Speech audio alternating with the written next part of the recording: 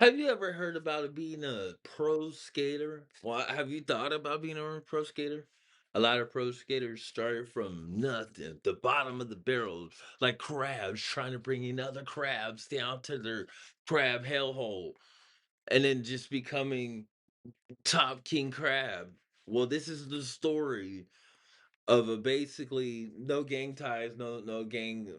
I ain't trying to say it like that, but this is a story of how the hood can overtake your dreams, and how you could just become one of those people that you become a a knob, and then it take you out from off the board to putting people on the board, from unaliving, from kick flipping and hard flipping to making them hop flips and dip on the pavement because you don't like them. This is from glory to glory. This is when the hood takes over and makes you do stuff and work for them. And this is the story of it. So we're gonna cover it real quick. Let's roll that intro. Subscribe. Subscribe. You better subscribe. Ooh, you better subscribe. All right. So here's the story where we're gonna watch really briefly. I'm not gonna watch the whole video, but this is describing how the hood can overtake your dreams and how you can become one of those people that you don't want to become. Where the hood just creates you and it treats you like a puppet. And we're gonna watch that together. Here we go. Let's get it started. Oh yeah, I fought it. Hey, on the play. Mikhail Buchanan was born on November 24th, 1994, in Los Angeles, California. He grew up in the unincorporated community of Westmont in Los Angeles County.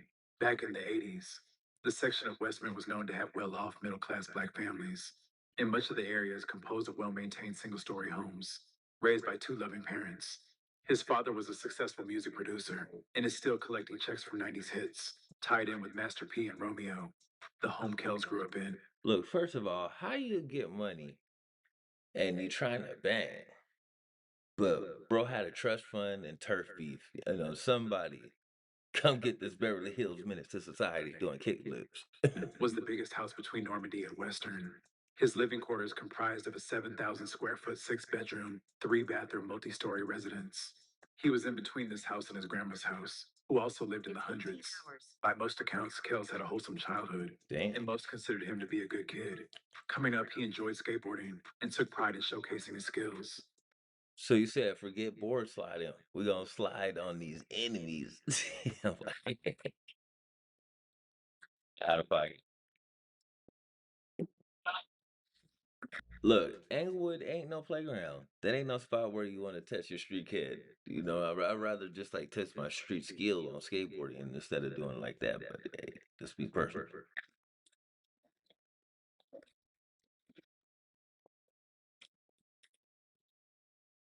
Ooh, that was a 6'5" shove it though. I ain't gonna lie. I want to kind of bring it back like that a little bit. Let's see. See that 5 shove again one time. I don't know why. Bro was kind of straight up with it, like straight up and down, like yee, but he still got it. You know, shout out to you for getting them. If you can still see this, because I don't know where the story's gonna end, but shout out to him for popping that sick ass front shove over there. Over that, it looks like a 5 stair or maybe a 6 stair. That's still kind of clean though. I gotta give him his credit. You can try some other cred on the internet. You know, we still gotta give him his championing credit out there. But here we go. Let's get back to it. I gotta get more better on the ones and twos when it comes to this OBS slide. Let's go.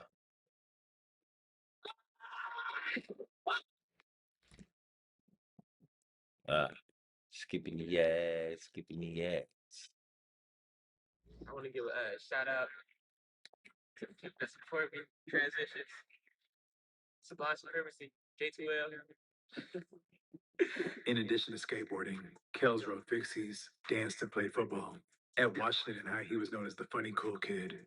He would transfer to Narbonne before eventually being kicked out. Kells was chill. But peers have said he'd be down for whatever to seek approval from others Mm. and fit in. After high school, Kels was outside, popping out at the parties, doing normal teenager stuff. And that's where the problem in lies. When we go outside and we start being, teens being teens out here, going out there seeing the ladies, going out late nights, staying out there like that, that's when it all crashes down.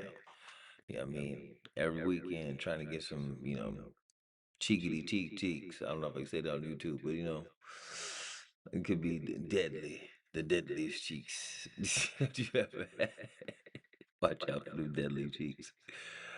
It's gonna be a problem sometimes. I mean, stick to skateboarding. At least you get a bruise on your cheek and you be like, I know what happened in these cheeks instead of the deadly cheeks. But He was still skating and having weekly dice games at his house. dice But games. between ages 8 That's and hella 20, there LA. was a shift.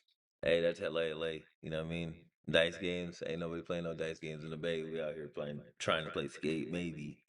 Even though if on a video game we'll play skate, but dice games, I don't know. I think it's kind of extra LA for me personally. But hey, who am I? I'm just a lonely YouTuber out here. Let's go. Growing up in the hundreds, Kels was cool with the Blocks, the local gang that controlled the neighborhood. They were his friends, and he'd be seen with them from time to time. It Oh wasn't man, until after he caught his first that's all it takes is association, especially when you get caught up in something. Then he'd be like, "Oh yeah, man, I know woody woody woody blam," and then blam. case at age 20 for flocking that he became a full-fledged gang member. Dimeball was born. The Block Crips are one of the most active sets in Los Angeles. Damn. To be from there, you have to be willing to crash out if needed. So, Instantly be able to really crash out, you know what I mean? without a doubt, Kels was putting up Rookie of the Year stats in order to prove himself. Ooh, so he tuck a lot of people do that. They'll tuck the skateboard side and be like, it's all about the block or whatever hood they're from. I've seen it done before, being from Sacramento, Del Paso Heights. It's a little ugly out there. That's how it be. But sometimes you can't stop what is written when you go down them highways and them roads that are like unpaved, but you've seen done in the hood before. So, just be careful out there. If you got a skill and you skateboard, maybe you might stick to that, might go somewhere a little further. But hey, that's strictly up to you and where you want to go out there. Hopefully, I'm not echoing and shit. I'm trying to get this together. Sorry. It's gonna be like one of many OBSs. By the time his best friend Draco took off in 2014 with Mr. Gado, it's alleged Kells already had two bodies at that point. Kells would end up doing time for the burglary case and was released in September of 2015. See, I honestly think jails and prisons institutions that just shows you more ways to be a better criminal. I mean, I don't know about the rehabilitation thing, but it's kind of iffy. It's kind of iffy to me. In just a few weeks of being home, he'd catch a new case for driving under the influence. Around this time, Draco created the Two Greedy Family Stink Team, Ooh. which consisted of personal friends and family, and gang members from the 30s, 40s, and 100s. With Kells being one of Draco's closest friends, he'd be a Stink Team member by default. Kells, By default, so that means you put in a lot of work. If being in there by default, shit. That means you have some family ties up in there. You've been in there for quite some time. You know what I mean? And when we get older, it seems to be like, the sentiment is, skateboarding is just a toy or whatever. Especially when you get like sponsored earlier, sponsored like faster than anybody else. People think like, yeah, I got it. This thing is done. Time to move on to something new. But you never know. You could like venture into skateboarding and like really deep dive into it and find out there's much more that maybe we can get involved in. Um, but I do believe if you have a talent, you have to foster that talent, or else the talent will die or be unalive to the side by the things that you do if you don't keep that talent alive. So, you know, I say that with the YouTube. There's been so many times it's been like, I'm just gonna, put the YouTube on the back burner, not getting monetized right now, which is dumb. I was gonna be like, hey, put the YouTube on the back burner, just go skate and live life, blah blah. But what you find out is that it's like you have to the YouTube becomes integrated into your life, and the things that you do become integrated, intertwined. And it's like one time or another, you're gonna have to make a decision. If I want to be like, follow this to the 100 T and be me, or slide out to the side and see what else I can get into. and then you find out the things that you like. What's the things that you wanted to stay into, and it was like, ah, regrets, regrets. So you know what I mean? If you have any kind of talent, if I couldn't even pop the board and do this YouTube stuff, like if I didn't skate way before YouTube and like come out here and showing people stuff that I was getting help from and that like, you know, actually learn real time to teach people, then who knows where I would be. You know, maybe I'd be on this hood stories thing. I mean, out here called like little big head or something. I don't know. I don't even know what Legal it troubles is. continued. These new charges he accumulated over the next year included loitering with a criminal street gang, taking a vehicle without consent, and burglary. Meanwhile, in 2016, members of the Stank team were getting into conflict with the B team behind the scenes. Stay. Shootings and skirmishes were taking place, and tensions were intensifying. Things would come to a head on the fatal night of December 10th, 2016, at Draco's apartment on Aviation, close to LAX.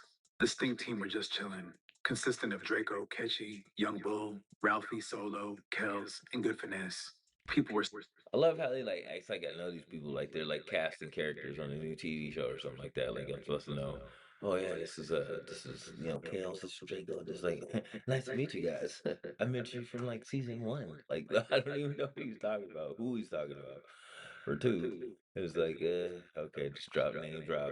That we can keep their anonymity, but I guess not because what is that? You know, nowadays I guess. It's weird. smoking, drinking, and coming in and out of the apartment. At some point, Draco shows Solo a party on Instagram, and they all make plans to go.